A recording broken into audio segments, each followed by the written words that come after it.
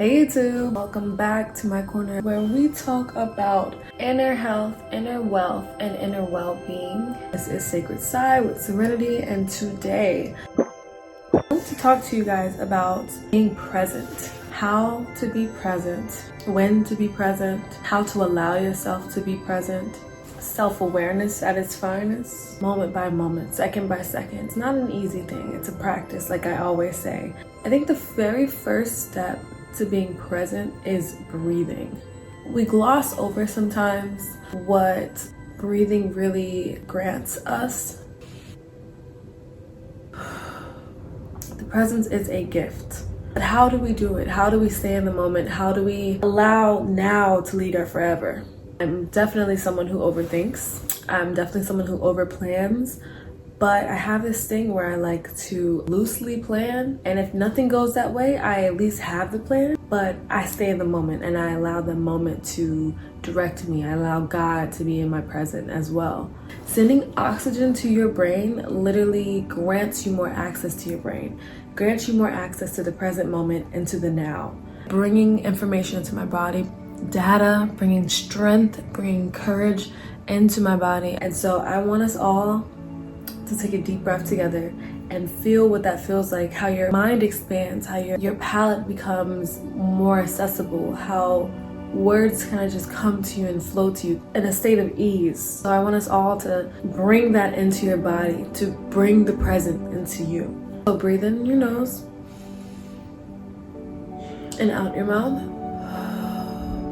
We're gonna do it again. Breathe in through your nose and out your mouth. Even in that moment alone, I feel like I slowed myself down. It's not like the moment itself changed. I changed in that moment. Allowed myself to have a bit more grace, which allowed me to choose differently and just really be connected to my body. Breathing is one of the easiest ways to get back into the present moment, to get back into your eyesight, your mind sight.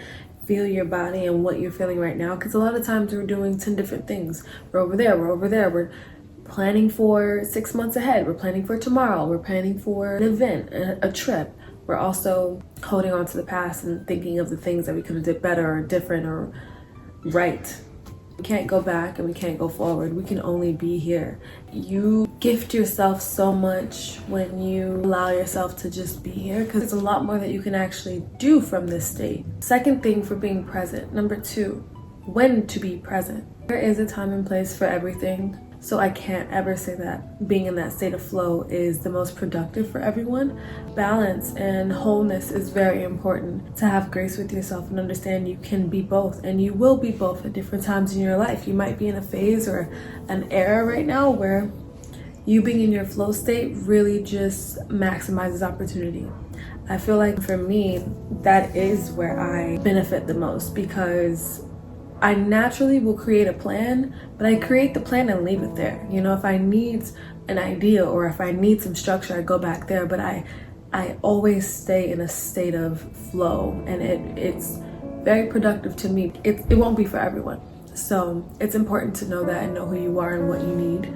Which brings me to another thing that allows you to stay present is focus. What you pay attention to grows. Also practice. What you give energy and attention to grows. It can only do that because it has this thing that it's feeding off of, and once you put more energy into it, it has more energy now. So it's growing and it's getting bigger and it's becoming more.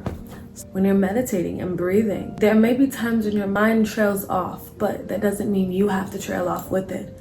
A lot of times it's letting those things come and go, but then coming back to that center, coming back to that state of focus. Meditation is a wonderful way to practice. Meditation can be anything from taking a shower, taking a walk, playing, sitting in the dark, dreaming, sleeping. Can't really have peace without the chaos. So even if you're sitting with your thoughts and maybe not even fighting them, sometimes we fight with our thoughts. We don't want to think that way, or we don't want our minds to go in certain places. Sometimes just sitting and allowing those thoughts to come to you, that's a form of meditation as well.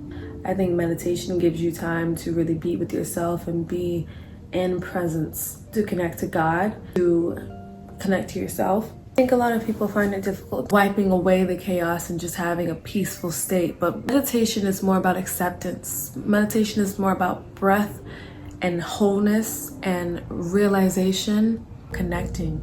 It's more about devotion, it's more about faith, it's more about a feeling of ease, it's more about relaxation. Those moments of acceptance where you realize and connect back to that same chaos, because my chaos is not like your chaos. It's supposed to be giving you something. It's more about connecting to the wholeness of everything and remembering your strength, remembering your power, remembering your stance, remembering your peace. It doesn't look one way. It looks multiple, many different ways. But practice coming to and connecting to that chaos. Meditation, taking that time out for yourself to put that effort in, it gets easier and easier over time. My very last thing for being present is redirection. You're going to trail off. Your mind is just going to go places.